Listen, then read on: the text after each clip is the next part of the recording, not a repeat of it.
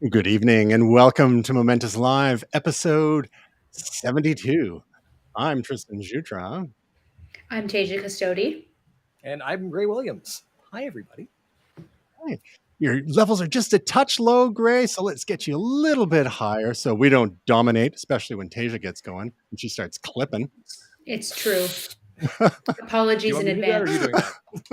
You can find out about Momentous at momentous.tv, facebook.com/momentous.tv, twitter.com/momentous.tv, Instagram.com if you're in the mood, TBD after this episode, Instagram.com/momentous.tv, and on YouTube, search my name and look for the Momentous playlists. So I feel honored. In the last 2 days, I've seen a full one half of the core Momentous crew. Had lunch with Gray yesterday, had lunch with Will today. Now Tasia's sulking, but we're not the ones who moved to Arizona. It's fine. I see how it is. The price of flights is a bit much. I would, but It's true. When are you guys coming for lunch? we hear the airports are in great shape at the moment, so yeah, we'll be right there.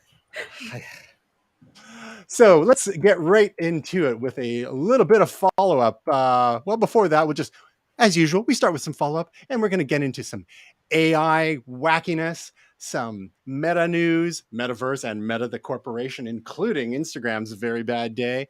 And then a little bit of stuff on gaming, a little bit about the heat, maybe some stuff for what you might be doing this summer if we get to it. And then some picks and projects. And that's it. So stick around for lots of fun and excitement. So to start off, let me push the correct button here, which I forgot to do earlier. And there we go. Last year, we talked about a new laptop project from a company called Framework, and they released their first laptop that was modular, kind of like some of the old-timey PowerBooks. I think even some of the ThinkPads back in the 90s where you could swap out batteries and drives and whatnot. Well, Framework took this to a whole other level, being able to swap out things like I think webcam units and card readers and so on. So we talked about the pros and cons of such a concept. And now Framework has followed up with their next generation laptop, which follows through on its upgradable promises.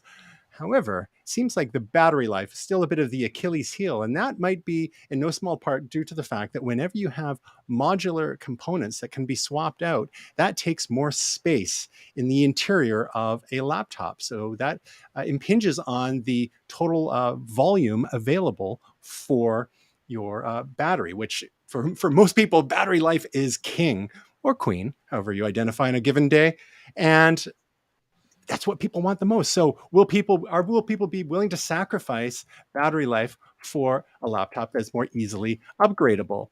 In terms of the specs, it's got an Intel Core i7, 12th generation, 32 gigs of RAM, 1 terabyte SSD, Wi-Fi 6E, 55 watt-hour battery, and a whole host of ports, quite a generous selection of ports. Now, Gray, being a Momentous right to repair correspondent, what are your thoughts on the Framework project in general and any progress or lack thereof that's been made with this second generation? I'm thrilled that it's successful, because looking at a lot of the modular hardware that we've seen over the course of the last 10 years, I think this is actually the first project where they've lasted to a second iteration. The idea of modular cell phones was, I remember one company was kind of putting that out. And so that Poco phone? Something like that. No, yeah. Project Aura. Yeah, I think that was just anyway. Gotcha. Go ahead. couldn't make a go of it. And when you take a look at Framework, like, it's a very elegant, expression of this idea. The pieces are actually quite beautiful, and I think one of the captions on Ars Technica says, all the power of a dongle with none of the inconvenience. And that's really kind of what they've done here, is they've made things that don't necessarily have user-friendly interconnect. This actually kind of raises the question about desktop PCs, because they're even worse than this. Framework has taken a very complex piece of machinery and made it so that you can plug these pieces in. I've built a number of PCs over the course of the last 5 years or so, and it's not like this. right? The size of the screws that go into the case, the cards that go in. You can buy cases that video cards don't fit into. Power supplies are all over the place. So this is great. The battery life thing is an interesting one, and this kind of also raises a bit of a question, which is, when you're looking at laptops now, you kind of have sort of three main categories to look at. Apple's laptops, which are notoriously unrepairable, far more than they used to be, but still quite repairable by the end consumer. You have PC laptops, which are a bit of a mixed bag, and then you've got this guy. And so you're looking for something that's going to give you that functionality of being able to swap components out, being able to upgrade them, be able to repair it. There's no competition here. Like, there is none whatsoever. So that battery life thing is sort of I guess we'll have to deal with it. And as consumers, we've shown that we can and we will. The Apple Watch is a perfectly good example of something that should have longer battery life, but doesn't. When we're looking at PCs right now, PC laptops, they should have longer battery life, but most of them don't. MacBooks, just a different category, right? Like they go all day and then some. So for anyone who's running Windows, running Linux, who wants to have this kind of thing, the people in your life who want this know they want it. The people in your life who don't know about it probably don't want it. Maybe, but I'm just kind of looking at it going, like, great work, awesome laptop. I hope more people get on this bandwagon, because I would love to see a future where this is actually more the thing. But yeah, it's awesome. I'm not going to buy one, but it's awesome. One of those things, glad that it exists for those who want it.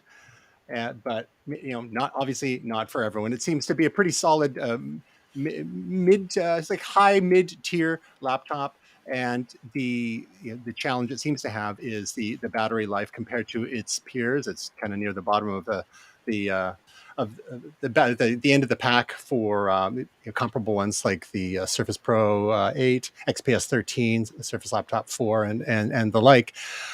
Now, Tasia, you're being a mobile professional as you are, how much battery life would you be willing to sacrifice to have the modular aspect of a laptop, like what we're seeing from Framework and their 2 generations here, being able to swap out components easily, even if it's like the type of ports you have in there, being able to swap out HDMI port for maybe an SD card reader, or USB-C versus USB-A, and all that kind of flexibility, and not to mention some of the internal parts like upgrading your processor and so on and so forth. Does that appeal to you at all? Is the battery life trade-off worth it? If such a thing existed in the Apple universe, or if, heaven forbid, you ever switched over to Windows. What are your thoughts there? You're so funny. If I switch over, I think Gray knows what my answer is going to be. That's a big fat 0%. I would trade 0% of my battery for any of that.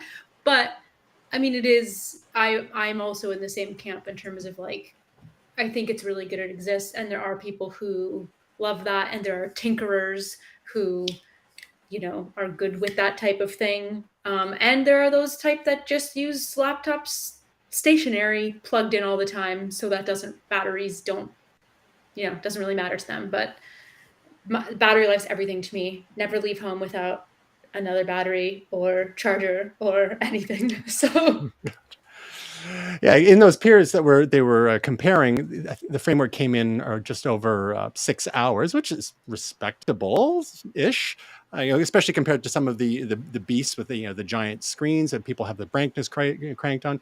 It's not there's a generation of people who only expect like 3 hours of battery life from their laptops, and that's nowadays that is just absurd. When you can get with some of the more efficient Intel laptops, and of course now the new Apple Silicon laptops from Apple, the M1 and the M2s, where you're seeing literally all day battery life, 10, 12 hours, or even more, depending on what you're doing. Of course, Apple has the advantage there with given that they control the platform.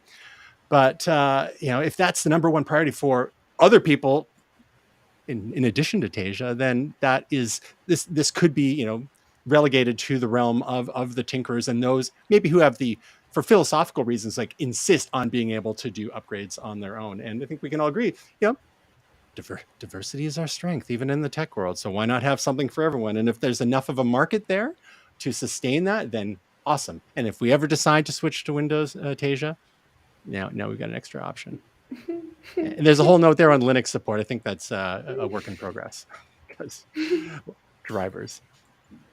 Another little bit of follow-up. A few weeks ago, we talked about Blake Lemoine, the engineer who was suspended by Google after releasing some chat logs of his conversations with Lambda AI. And after extensive conversations with Lambda, he was convinced that Lambda is now sentient and should be afforded certain rights. Those conclusions, I feel, were a little shaky given on some of the questions or lack of questions that he was or wasn't asking there. And basically everyone else on the senior team of Google AI researchers disagreed with him. But it was an interesting conversation that we had at that point. A little update on that story. After releasing this information, which Google claimed was confidential, and initially suspending him after his June 11th post on Medium, and then which got picked up, I believe, by the Washington Post, he has now been fired. So hopefully he made enough of a name for himself as some sort of AI maverick to land somewhere else or do some consulting or go back to being some sort of quasi-mystic priest and doing his thing, but with the AI angle to it.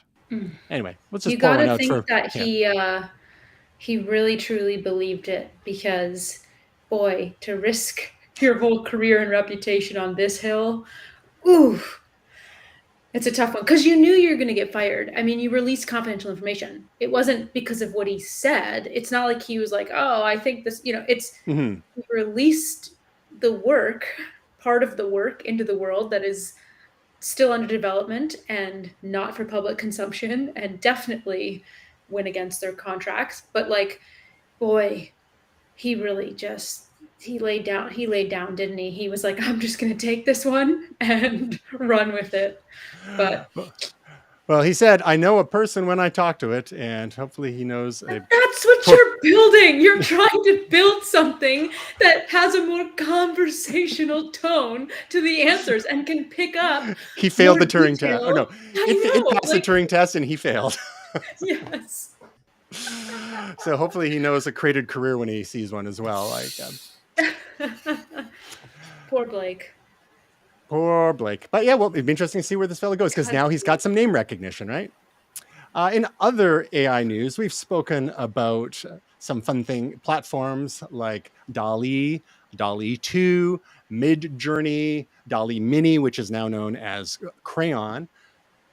Well, with all of these AI image generating tools available, people are having some fun, especially as they learn the intricacies of the sort of language required to get the best out of these various AI image generating platforms. One of the latest ones we ran across here at MOMENTOUS was some absurd AI generated professional food photography using DALL-E 2. Now, DALL-E 2 requires application and approval. I'm still on the waiting list, and then you've got to pay for credits and whatnot. There are some other free platforms, like I mentioned, Midjourney, which gives you, I believe, 100 credits for free, and then you have to pay after that. We've got some friends out there. A friend of the show, Nigel, has been doing all sorts of fun stuff using Midjourney, which is a platform based on it operates through Discord, which is kind of neat. And then DALL-E 2, now known as Crayon, Craiyon.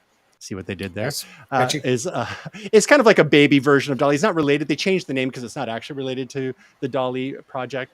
But with using some of the similar techniques, you can get interesting results. Not quite as good as DALL-E 2, of course, but with DALL-E 2 and maybe some of these others, by adding the phrase of certain phrases, in this case, professional food photography, it's producing some mind-blowing results, because the photographic effect, like shallow depth of field, also known as bokeh, and just the style and the color grade of some of these photos. So what some of these folks have been doing is things like a Rubik's Cube peanut butter and jam sandwich, professional food photography, a latte art in the shape of a swan, professional food photography, a colorful alcoholic cocktail.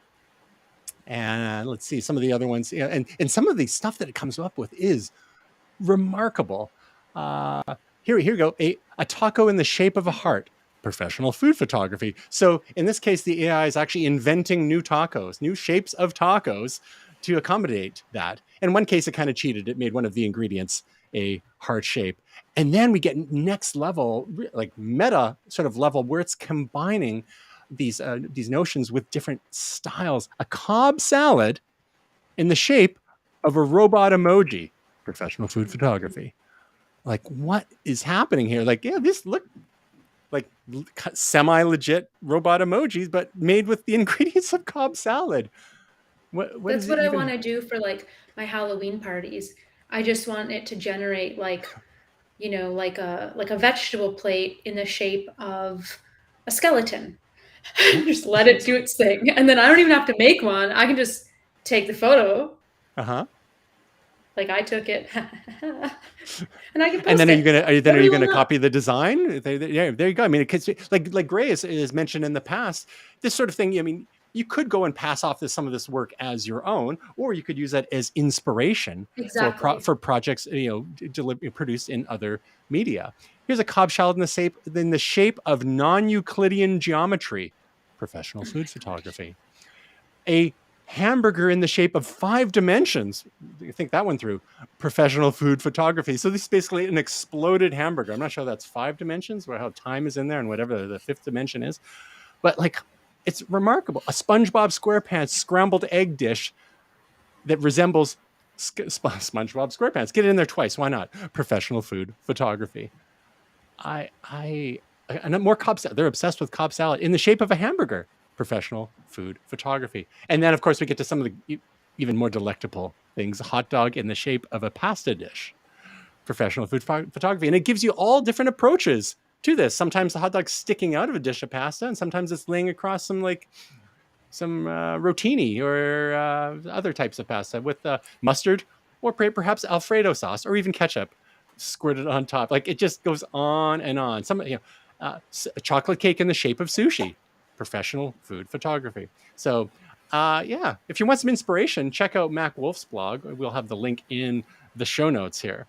So that's the tip of our little AI iceberg here. But there's a couple of other issues that this raises that we just want to talk about really quick.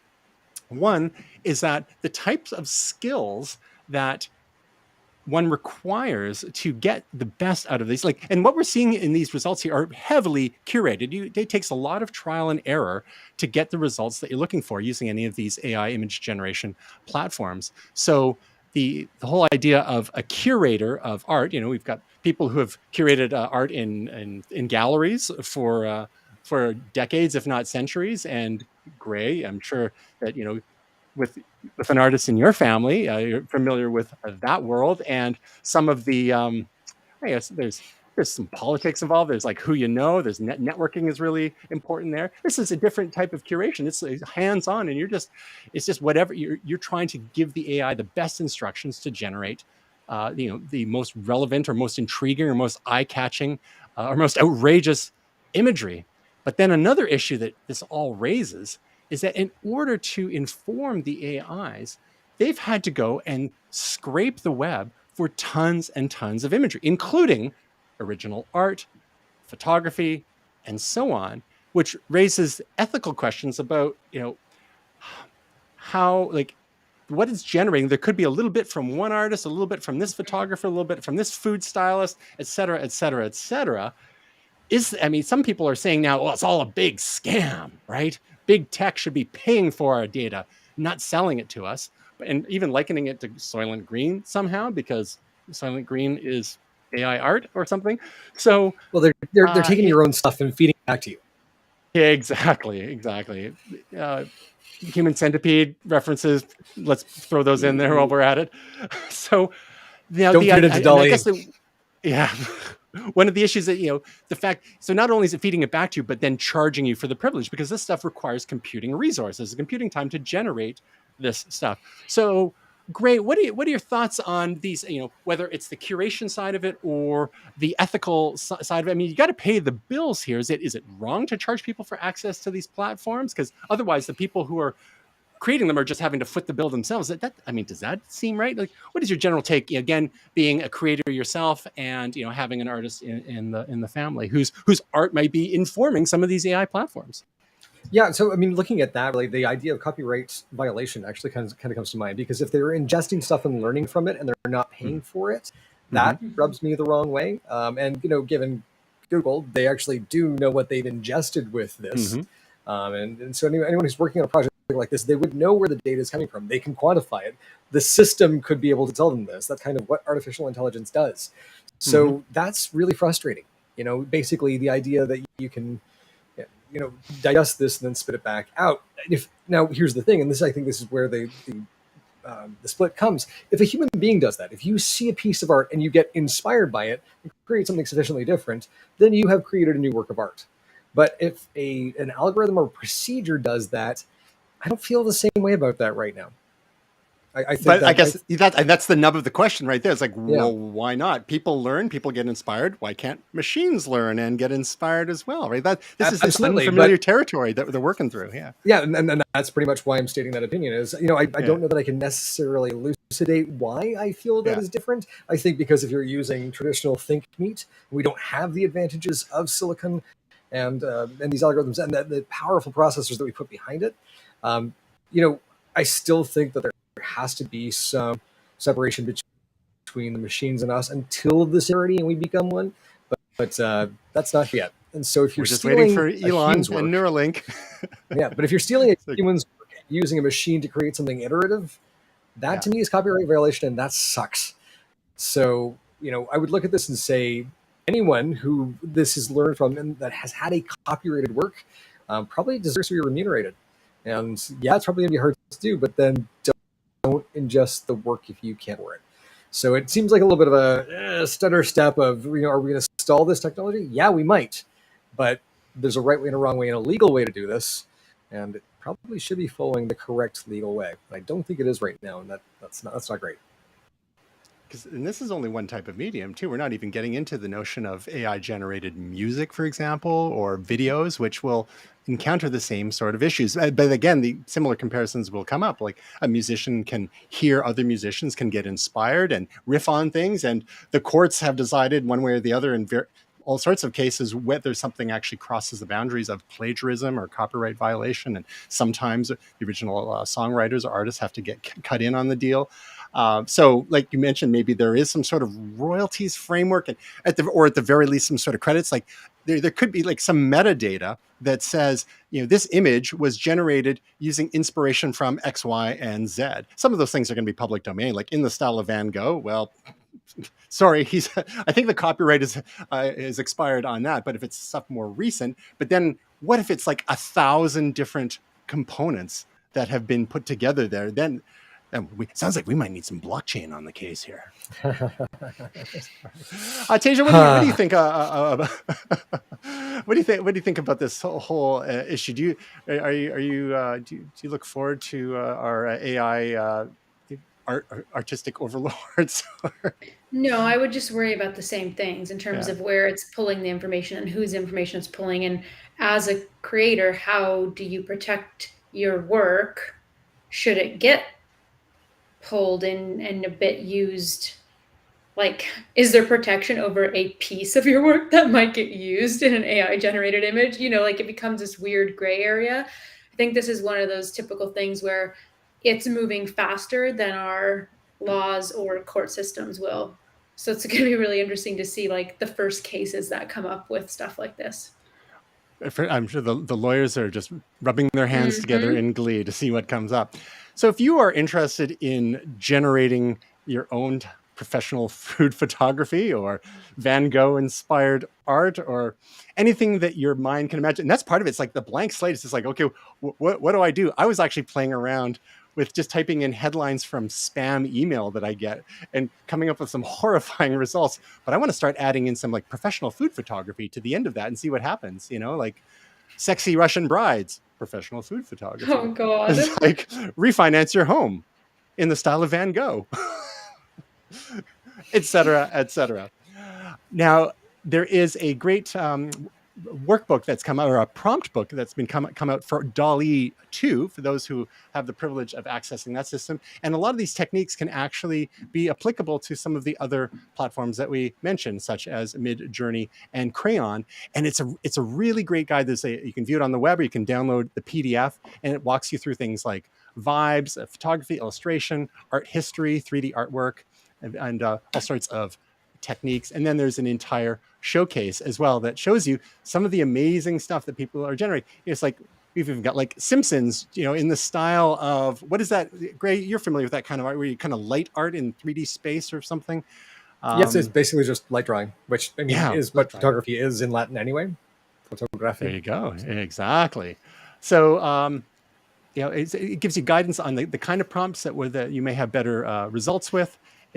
So if you want to play around with this, I'd really encourage anyone out there to check out this DALL-E 2 prompt book. Even if you don't have access to DALL-E 2 itself, one of the other cheap or free or more readily available platforms, a lot of these prompts will work. And again, with your mileage may vary with any of this. So it takes a lot of trial and error, but hopefully a little less error and with the guidance from this. So it's a little homework for you there. Here we go. Action sports photography, fast shutter speed from ES. Oh yeah, a photo of a 50-year-old white man, silver hair, neat beard, wearing a red gillet, or is that gillet? I'm not familiar with that. Wearing and thick-rimmed glasses. So I actually did that prompt and some of these other prompts with the different styles, like action sports photography, editorial fashion photography, candid street portrait, professional corporate portrait, flash photography, and so on. And I put that into Crayon, formerly known as DALL-E 2, and it came up with some reasonably good results. Like, the more specific you are, the better it gets, because some of these platforms tend to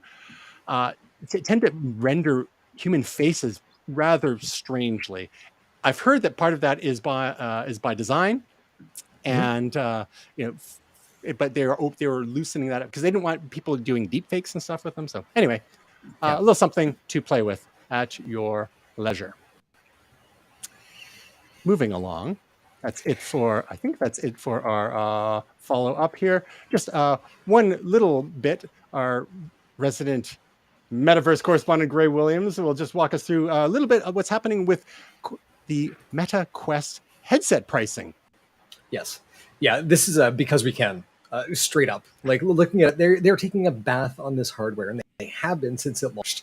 And looking at the demand, they've got a couple of like really great built-in excuses. Inflation is a really great reason to do that, but literally this is just, which is a real thing. The bleeding. Yeah, we need to stop the bleeding a little bit. And their VR division is not making money currently, much like Facebook did not make money when it first launched, and didn't for about 5 years. So I think this is Amazon the same. Yeah. Yeah, we've got an audience, and there's demand for this. We're selling these things as we make them. The interesting thing right now is hearing that there's going to be this $100 price increase, and then there's new hardware coming out. And we haven't heard about it yet, but we know that it is. I think this might actually be designed to cushion the price jump to whatever this new hardware is going to be. I think the Cambria set is what they're calling it. And so it's going to be expensive. Apple's headset is going to be expensive. And so I think this is really Meta going, we'll sell through all of these if it's at this $399 price point. And so we really need to basically save ourselves the bloodbath and still stay competitive while also making our other product look more appealing. Because if there's a smaller gap, then it's going to sell more. So yeah, reason, because we can. So the conspiracy-minded people out there might say, well, they were just basically buying the market, trying to put their competitors out of business and gaining market share, which seems to have worked for them because they've got the lion's share of the market compared to the other players there. And so now that maybe it's time to finally start losing less, or maybe even making a bit of money, especially when the Cambria headset comes out. Is that conspiracy-minded? Because I think that's just the truth. Could be. In other meta news, they're shutting down an app. It's couples messaging app that you didn't even know existed. It sounds vaguely familiar. Apparently it's known as Tuned. Yeah. And so I don't know anyone that's ever used this. It barely made a dent. Meta's trying all sorts of different stuff, to be competitive or to see what sticks and maybe eventually add into the Big Blue app. Real quick, Tasia, how do you communicate with your significant other? What is your platform of choice? Do you use Facebook Messenger, Instagram, messaging, Snapchat, one of the other more secure platforms out there? Is straight up text? What's your protocol? Your love protocol? Our preferred method is to sit on opposite sides of the couch and iMessage each other. that tracks. But back in the day, we used to use a couples messaging app. I don't know Uh-huh. if you remember, TJ, but this is going to throw it back to a little fun fact. When I auditioned, so the first time I ever met you was in an audition, and part of what I talked about was the app that was then called Pair, Pair. I remember it well. Yeah, I never used it. Which then turned into Couple. Oh, okay. Yeah, they had changed the name and turned into Couple, and we used to use that all the time because we were long distance. Aww. So it was really good because it was like a private messaging platform where we could like just send each other like haptics. So you could do like thumbprint haptics. So it was like you guys were like, you know, you could be like touching even though we were how many thousands of miles away. So it was more meant for that type of thing. But as soon as, you know, I moved here and was in the same house, just kind of iMessage. Especially when you're indoors for a couple of years for, no apparent reason. Right. Gray, what's your romantic messaging platform of choice? It was called Avocado back in the day, and used it for all of about 3 days. Yeah. Ray and I use iMessage. Occasionally, I'll get drawings on the Apple Watch, or I'll get the heartbeat thing. Aw, bless. Yeah, it's adorable. Occasionally, I will accidentally send like the fireworks things I'm tapping on, so I end up with the touch thing. I don't know how I do it, but that feature that I'm like, it sounded so appealing when they brought it up, and I'm like, I've used this like 5 times in however long the Apple Watch has been out. So yeah, we can send our heartbeats to each other. Right. So you never find yourself slipping into Signal for those purposes like you do with some others. You're not sending kind of like government secrets back and forth with your partner. Oh, I am, but yeah, that's romantic conversations. My message is encrypted. Yeah. And then there you go. That sounds out of context. Let's just move on. And then moving right along. So in other meta news, Instagram, or Meta, is their parent company, is being sued because, as we've talked about for a while and people have known for years, that Instagram the case here is that it is claiming that it causes eating disorder and depression in young girls, according to these lawsuits. And we've talked about the effects on developing brains, or even like mature brains, when you're like doom scrolling and seeing everyone's perfect life, everyone's performances versus, compared to our rehearsals, right? We used to, in some of the classes at Gray that you and I taught, we talked about, you were sitting looking at everyone's perfect brunch and their perfect date and their perfect vacation, and you're sitting in your basement in the dark eating with an undershirt on and eating Doritos. Like it's easy to DALL-E. Oh, there we go. Professional food photography. So that's one bit of bad news that Meta and Instagram has today. So they'll be working on that. But some of the other news that has really dominated the headlines in the tech world the last day or so is Instagram has been testing a new full screen TikTok-like feed, and it has engendered a number of reactions from across the web, from influencers, big, and influencers, pretty big, like our very own Tasia Custodi. Tasia, why don't you walk us through the current outrage at what Instagram has been trying to get us to do in their new corporate strategy? It was 4 days ago when my life changed forever. It was a dark and stormy night. It was a dark and stormy night. You could smell the difference in the air.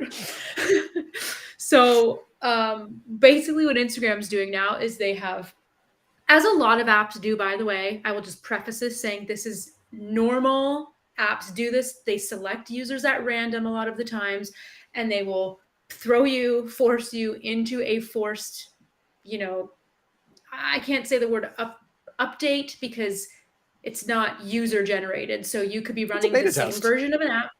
Right. You could be running the same version of an app as your friend and have a completely different feed, essentially, which is what has happened to me. So what they're testing here now, this is part of their issues this week that's been going on, but this is the newest part of the issue. It happened about a few days ago. So 4 days ago for me. What they're testing is, because they've made this big push to video, And they've been doing that for, geez, probably almost, well, way over a year. Remember when they had the whole IGTV thing? But anyway, so they keep trying to make a push towards video. But what they're doing now is trying to rescale, resize images and videos to make it more of this full screen view a la TikTok.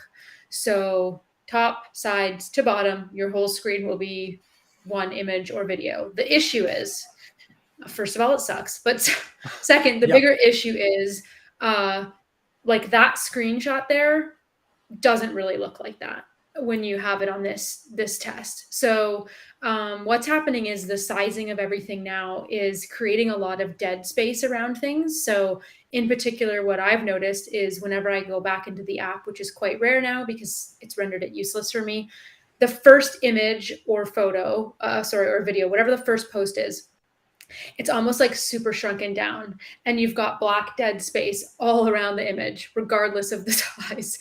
Perfect. And right, it's beautiful because when you're working on a small screen, what you want is dead space.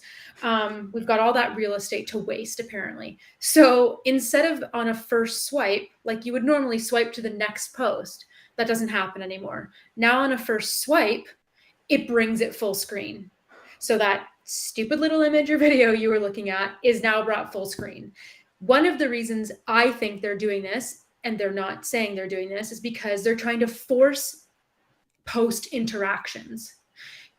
They want people to interact more with users' content, which is really hilarious given the stuff we'll talk about after with Instagram and the algorithm and what they're feeding us. So once you do that second swipe, then you're on to the next post finally. But what's happening now, because you have all of these different sized pieces of content, so they're trying to push a full screen video, but most people are still posting in square format because that's just been so traditional on Instagram. Some people are still posting horizontal videos. So what ends up happening as you're scrolling now are these really, for lack of a better term, piss poor sized images and missized everything as you scroll through your feed. So sometimes you'll have black space around the whole thing. Sometimes it's black space just on the sides. Sometimes the video doesn't even pop all the way up. It's like a 3/4 screen instead of a full screen. It's horrendous. The other forced interaction they're trying to make is, so traditionally on Instagram, you guys know how your name will be at the top left of a post, right? And if you say like tag a location or something, then you have your square post or video or whatever it is. Underneath, you'd have like your name and part of your caption before it would be cut off. Now the name and stuff is totally gone from the top. That's not there. It's just a black bar, like dead space, unless it's a full screen video. And your caption and name are kind of smushied together on the bottom now. And when you click on more to view the caption, it completely grays out and like dulls the post and brings the caption up completely over top of the post. So again, I feel like this is a touch tactic. Like they're trying to make us interact with a post, but to me, it's like, that is not, like, as a creator, that's not a true interaction. So that doesn't tell me anything, as, you know, like, so if you give me those metrics and say, oh, all these people, you know, did this with your post, did they really though? Or is it because you made it horrible to navigate this app and now you're like swiping extra times on somebody's post? It's more of a dark pattern than anything at this point, and then maybe inflating their metrics to make you feel good. Right. And then the other weird issue that with mine, and I think it's with the other people too that have this test, I'm really not too sure, is this has only affected my home feed. My home feed has also been automatically switched to dark mode. I don't have that enabled for Instagram. I have that enabled for the YouTube app. It is not enabled for Instagram. And what's wild is if I go to like my profile, totally normal, I'm back to the normal haptics of my phone. I'm back to the normal, how I have my screen adjustments set for the day for the phone. You know, if I'm in my reels or like my, you know, drafts or whatever, totally normal. It's the second I'm back in that home feed, it's a shite show. I don't know what to tell you. I mean, it's like they gave their developers, like they said to them, hey, don't take UI or UX into account. Let's throw it out the window and just throw this spaghetti on the screen and make the user deal with it. To the point where, even in a video that was released today, they said, and I quote, it's not good. So why would you force users into a test when you're fully admitting He literally says in this video, it's not good. And we're aware it's not good. And I'm also pretty sure the only reason he released this video is because Kylie Jenner and a bunch of Kardashians and a bunch of other celebrities started saying, what the heck did you do? And this is just one issue with it. So like I sent you guys like a video of how screwed up my home feed is. Oh, and the other wild thing, because I was running a test to see like what it was affecting. So see this image on the front, like there's this weird space on the top, the bottom, and the sides. It's just like this black dead space, and it's dark mode. I go into my profile, it's completely normal. Like, so, not only is it blasting your retinas when you flip back and forth, but your muscle memory is getting all screwed up too. It's so jarring. Yeah. Exactly. And so what's happening here is like, this is my account, my personal account on my iPhone 11 Pro. It's running the latest version of Instagram. So see, there's your first swipe. It just brings an image full screen. But if I switch over, if I toggle to another account that I own, which I have one for my dog, don't ask, it's not affected at all. Not alone, apparently.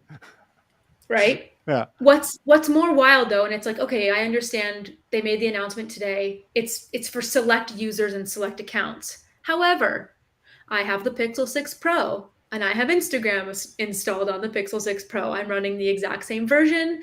It is normal on the Pixel 6 Pro, even though it's my own with the same account. Interesting. So it's obviously, my assumption here is because they see what's happening with the sizing of images on an iPhone.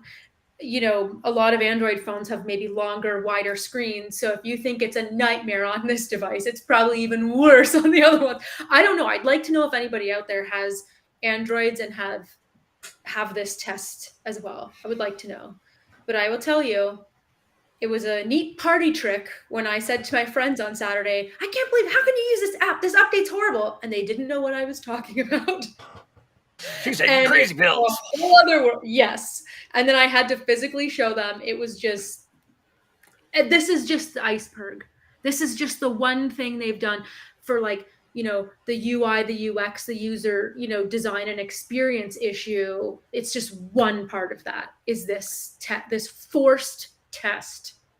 So real quickly, what is the other issue that you alluded to earlier regarding what's actually being shown in your feeds nowadays that some people are upset about? I've noticed this in the last few weeks myself. Oh, yes. And this, I've had this. So this next issues have been going on for quite some time. They've made a few other changes to your home feed. Mainly, there's a lot of issues with like every other post being advertisements. That's one issue. Another issue is a lot of the, like for me, it's honestly every 1 to 2 posts is an ad. But the other issue is recommended content. So people are getting really upset over, and that's been something that's been months and months and months. I've had that on my account. What they're doing is trying to push, you know, you may be interested in kind of a vibe. Now, what you can do, and what I noticed the other day, and you guys will tell me if you have this on your accounts or not, or if this is just because I got some weird new thing, you are able, at least I am able to mute now recommended posts for up to 30 days. So Instagram did listen in terms of that, because people were like, this is not usable. Like, this is, I don't know these people. Just give us photos from our friends. That's what everyone's saying. Just please give us photos from our friends. So what Adam Massari is, you know, one of the chiefs at YouTube, he basically says, one thing I hear a lot is people asking to see more friend content in the feed. And then he says, I'd love for there to be more friend content in the feed, but all the growth in photos and videos from friends has been in stories and DMs. So we absolutely have to push recommended content into, which is, again, another TikTok play, because most of TikTok's views are driven not by subscribing to accounts, but by their very powerful and mysterious algorithm, which gets to know you very quickly. And that's what drives their engagement and the crazy number of views for certain videos. So this is just another way that they're trying to be more like TikTok. And some of the influencers out there, the Kardashians and Jenners and the like, are like, stop trying to make Instagram into TikTok. But that's exactly. But you know, all these platforms have been borrowing and stealing from each other for forever, with features wise, to maintain their own growth, or at least stop losing users. But this is just it. You know, with respect to Adam, TikTok was built for that. Instagram was not. And while I understand there is, of course, you need to grow and develop alongside, do not say this was user generated. And oh, because the users are using, you pushed us all into vertical video format.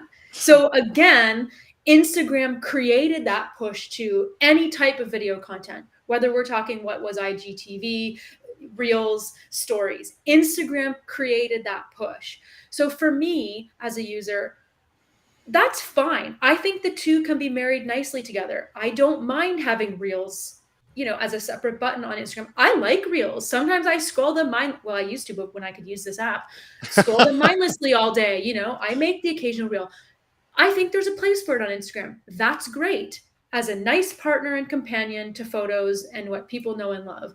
But for him to make that comment, he assumes the user base is stupid and doesn't realize that we know you guys pushed us into video. So don't say it's because you've heard from the users and we just post a lot more video content on our stories. First of all, stories are the only digestible way now that people can see anything from us because you guys made it that way with the feed. So to say that was a user generated thing is a bit of a cop out. And I think in just being honest, like, at least you got to give it to them with the other video. I mean, they were honest. I still think it's horrendous. You would push an update, beta as it may be, and know it's not good. Wouldn't you maybe internally test it first and be like, maybe I shouldn't put this out yet till we figure out the sizing at least. Let's work on this one thing. It's bad. The whole thing, top to tail, I'm angry about it. Don't come for me and say users created this. No, boo. You did. Tell us how you really feel. So one of my strategies for limiting Instagram time, I follow probably 150 accounts or something like that. Most of them are friends, a few brands, a few other like artistic sort of things. And I never look at stories and I never look at reels because all I want to do is scroll and see nice, square, beautiful photos. Yes. And then of course, lots of ads because like you mentioned, they've increased the ad load like crazy. I've turned off those recommendations. Yeah. And sometimes, but you can feed the algorithm by saying, oh, it's not relevant to me. And then it'll ask you why and all that kind of stuff. I don't want to go there. They already know enough about, so that muting feature is great. And then in 30 days, when they start shoving them in your face, mute it again. Now, Gray, I know you don't spend a ton of time on Instagram. You have an account and you post things once in a while, but you don't spend a lot of consumption time. Do you have any thoughts on this whole issue before we move on? Ninja. Sorry, not Ninja. That's Stormy. Ninja's Will's cat. Yes. Two things. One, Instagram is actually Shopstagram for me. I go there for the ads. They actually have a fairly decent idea of what I want, and so I go and buy ridiculous things on Kickstarter from those ads. That's what I use the app for, and posting pictures of the cat. The one thing I wanted to bring to mind was we have actually seen a major tech company do a massive revamp and then almost immediately roll it back while offering kind of the new and the old in parallel. And that was Reddit. Old Reddit is still available at old.reddit.com, and a lot of people swear by it. Reddit Enhancement Suite was basically built around the fact that people wanted the features of new Reddit, and a lot of those features were actually stolen from RES and brought into new Reddit. And to the point where there's actually an app, which is Alien Blue. Alien Blue? Is that what it calls? Yeah, that sounds familiar. It's the one I use way too often that I don't. Apollo. Alien Blue was the first one. Apollo, right. Done by a Canadian developer, Christian, last name forgotten. But basically, he's built an app that uses Reddit's APIs and gives you Reddit without the new Reddit experience, because the Reddit official app is kind of like Instagram now, a bit of an abomination. So it's interesting seeing that happen. And that happened again without the consultation of its user base. The folks at Reddit, I think, are a little less bullheaded than the folks who are at Meta. So, I don't know, how this is going to go. The last thing we're going to leave you with here is just, we've gone vertical video because we're used to showing video on these things. AR, XR, it's coming, right? Glasses are going to be the thing, and we have two eyes beside each other, not stacked one on top of each other. So a lot of our content's probably going to go back to widescreen. The square was actually a really nice balance between the two. I love the square. Yep. Agreed. It's elegant, from a formatting perspective. That rule of thirds is so beautifully balanced. It's great. I'm not ever going to create video for Instagram. I'm not into it. I don't want to. I like taking a picture, editing that picture, and then uploading that picture, mostly of my cat. But yeah, this is just, again, Facebook seems to, Meta seems to take these steps to just lose audience. And so, they're bungling in absence of a competitor right now. TikTok apparently taking the video stuff, but a lot of us want to do exactly what you both want to do, what I want to do. And if they push us away, someone's going to be there to pick up the pieces. Yeah, and we have to be mindful of like the fact that the certain amount of this is a little old man yells at cloud, that we started using Instagram when it was pretty early and it was used a certain way. Subsequent users, and as the years piled on, maybe have different expectations how Instagram is used. Like I like as mentioned, the classic square photo.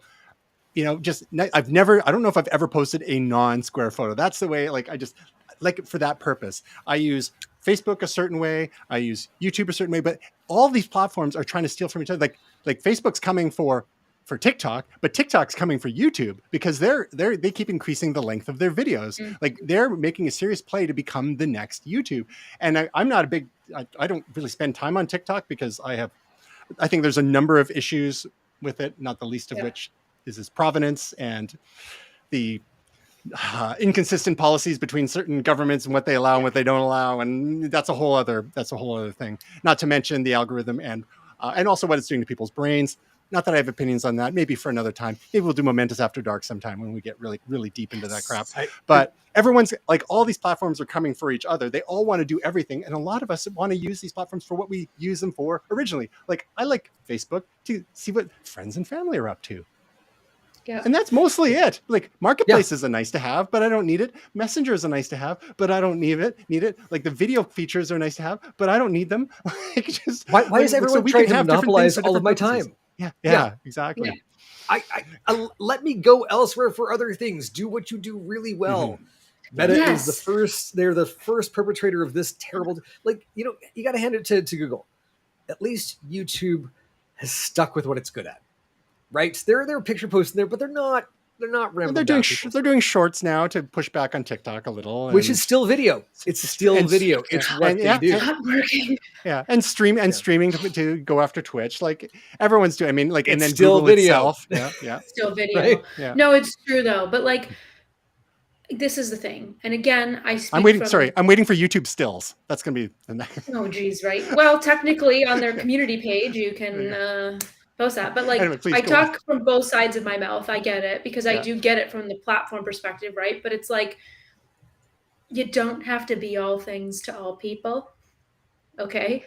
So exactly what you're saying, Greg, just stick to what you do best. And I liked some of the changes. I used some of the changes. This is too far. It's sensory overload type far. Yeah.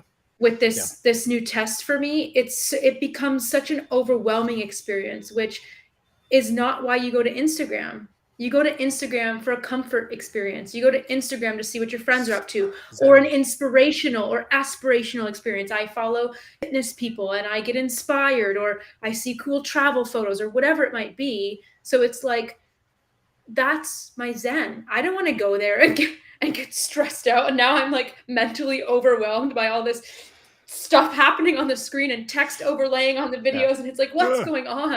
And the missizing.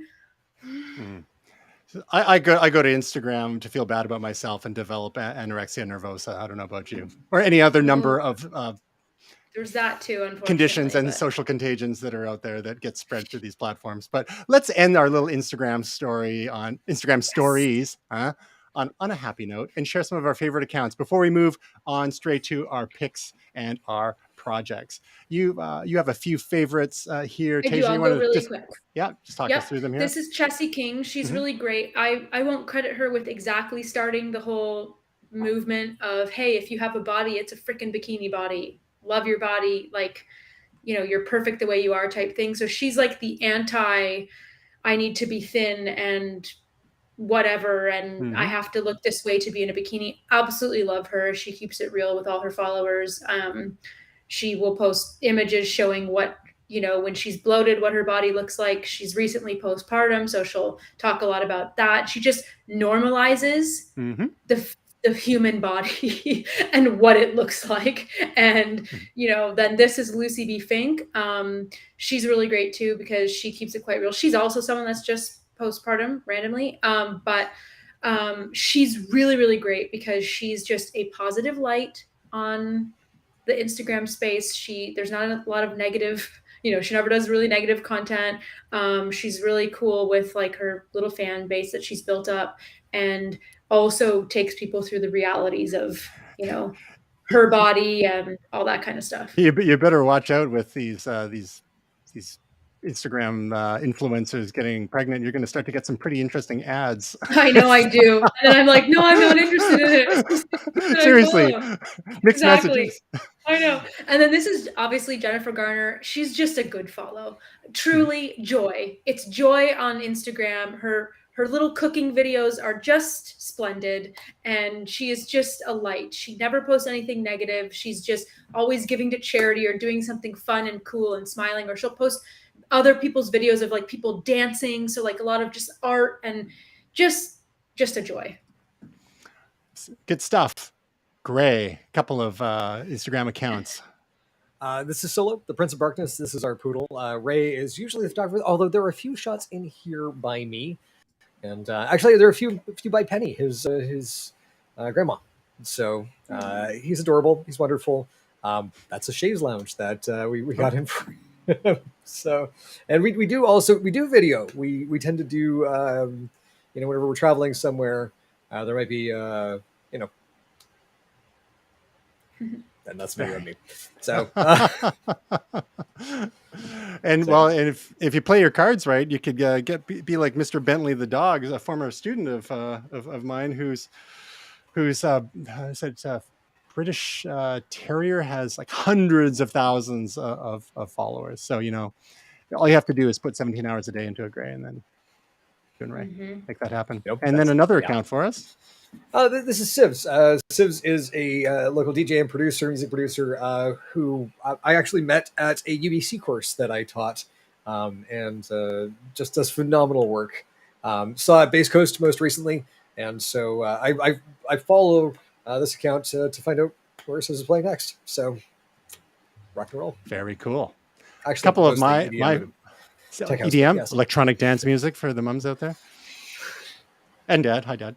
A couple of my favorites, Seabus Memes, if you're a local Vancouverite and you want the language of memes applied to local issues, Seabus Memes is always good for a laugh. And if I just want to look at things a little differently, Thunder Girl Crystal, she's Russian, and she just has a really interesting creative approach, usually taking photos that involve a lot of like plants and body parts, whether it's her mouth or ears. Ooh, or sharp tongue. Also, yeah, exactly. Just really some kind of strange imagery, but some like thought-provoking. And just what I like about it is that it makes it, obviously she sees the world in a slightly different way to be able to kind of put things together. And it's always a good reminder for us to look at things a little differently as well. You know, lipstick growing out of a plant, for example. Cute. And then creative. Sometimes when I just be, straight up consumerist, I just look at the Moto Guzzi official Instagram and just look at beautiful motorcycles, because my 2013 Moto Guzzi still makes me happy, and it also makes me happy to look at other newer Moto Guzzis as well. Sometimes they feature some classics too. I know it's silly, but it hasn't made me buy any more from them, but it's just sometimes nice to look at beautiful things. So those are my Instagram picks. So moving on to other picks of the week here is starting with Tasia. A little something from Shania Twain. Yes. Okay, I haven't watched this yet. It just launched today on Netflix. You're breaking the rule of picks of the week, suggesting something you haven't yet consumed. So good. It's that don't impress me much. So I'm watching it on Thursday. I've blocked my night on Thursday for this, but it's just basically going through like her career, kind of what happened to her when she lost her voice and stuff like that, had to find it again. And then also it's going to coincide in September. She's dropping like a compilation album with some new songs as well. That'll be featured through that. You're going to hear some songs on this special. And my sister watched it tonight and said it was incredible. Awesome. So maybe you'll get two weeks in a row of picks of the week just by double dipping. Right? I'll tell you. It'll be my follow-up of how awesome it is. Gray, how about you? So I've got How to Cook That. As Anne Reardon, Australian food scientist, has done some really great videos in the past about how to make things that you see online. But the most recent set of videos is basically debunking videos that you will see on TikTok and on YouTube and on Facebook. They've actually been promoted by these different video brand pages in their community pages and so on. Like I don't know if you saw the headline of like 34 deaths, and not just cooking things, but in some cases there was one where people are using, I think it's like batteries and wet wood to kind of create this lightning effect, and essentially what they're doing is they're almost electrocuting themselves. So essentially, she's gone through, and the food videos, how to create them, are brilliant. But her debunking what it is that you're seeing in some of these other videos, especially when they're extremely dangerous, I found to be absolutely fascinating. This popped up in my feed yesterday, and I have just been consuming it at a ridiculous pace. Yeah, people actually stick over paper in their. Well, it's not even just that. It's like when they will show you how to do something weird and wonderful, and then they cut the video and come up with something that, like, it goes out of frame looking one way, it comes back into frame looking another. Right. Like why people are engaging in this sort of misinformation for dollars, and especially when people get hurt, like that's borderline criminal. And so I'm glad to see someone's actually doing the debunking.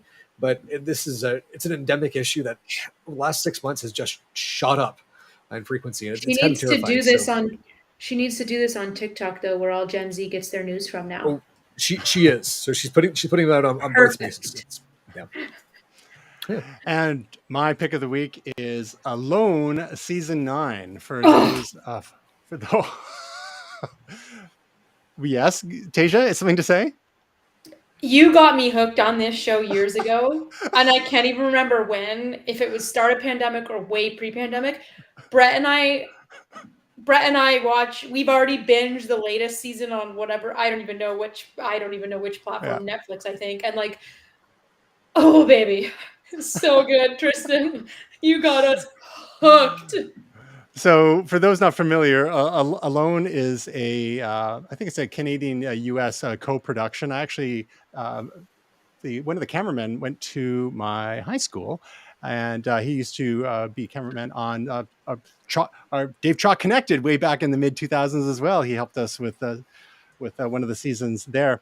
So this show basically drops 10 people off in the wilderness with a limited number of supplies of their choosing, and they just have to survive as long as possible. Some people have compared it to Naked and Afraid, which I've never seen, which sounds even more extreme. But the difference between Naked and Afraid and this, from my understanding, is Naked and Afraid, they actually have camera crews. This show, people film themselves. They have GoPros and a few other more sophisticated cameras, and they've got to build a shelter. They've got to make fire. They've got to forage for food or hunt food or fish for food. And they have to decide what is the priority, because the more they do, the more calories they lose. The colder they are, the more calories they lose. And they want to outlast everyone else. And whoever lasts the longest wins $500,000. I think the longest I've seen is, one guy was pushing 100 days at one point a few seasons ago. One guy killed a musk ox, which was pretty intense. So it's not for the squeamish. If you don't like seeing anything from squirrels to beavers to fish to musk oxes getting killed for food. The nice thing about the participants is they are mostly trained outdoors people and very respectful of the land and the creatures and what the land can provide to help one survive alone. They do have health checks every couple of weeks, where that's occasionally there will be a camera crew coming in on a boat or helicopter to check up and make sure they're not losing too much weight. Sometimes people get pulled by by fiat, like by the producers, because they're losing too much weight or they've got some other condition. And and otherwise, they have a satellite phone and they can tap out whenever they want. And it's interesting. Some people only last a day or two. Like it's so much of it's a mental game as well. People miss their families. So some people just have bad luck and twist their ankle and then boop, sayonara. So it's a fascinating. So we got on, this was a recommendation from my ex-stepfather several years ago. And I think the first season we saw was 3 or 4. They have done a couple of seasons on Vancouver Island. Like usually they do them in the fall. So it's like wet. Vancouver, and that can really get to you trying to survive in the wilderness. They've done a couple seasons in the Arctic, which is a whole other set of challenges. They've gone to Patagonia down in South America. They've had in the southern United States. They've played with the format a couple of times. They've had teams of 2 and teams with multiple people on. They've also done it where you just have to survive a set number of days. But the main Alone Prime is just 10 contestants. Each of them are on their own. They're not within reachable distance of each other, and they just have to survive as long as possible for a chance to win $500,000. And it's just interesting to see how they do it. So, Gray, being a bit of an outdoorsy type yourself, you might find it interesting yourself if you have not partaken as of yet. We'll check it out. But be careful because it's a bit of a rabbit hole. It's true. Yeah. Tristan got us down it, and it's one of the best shows. And we watch Naked and Afraid too, and this is to us weirdly more riveting because they have to be their own camera crew and get the 2 shot on something they're doing when they're starving and tired and cold and wet, and they're like, also now drag this camera with you because you got to get the shot of you trying to catch a fish. Do you know what I mean? It's so good.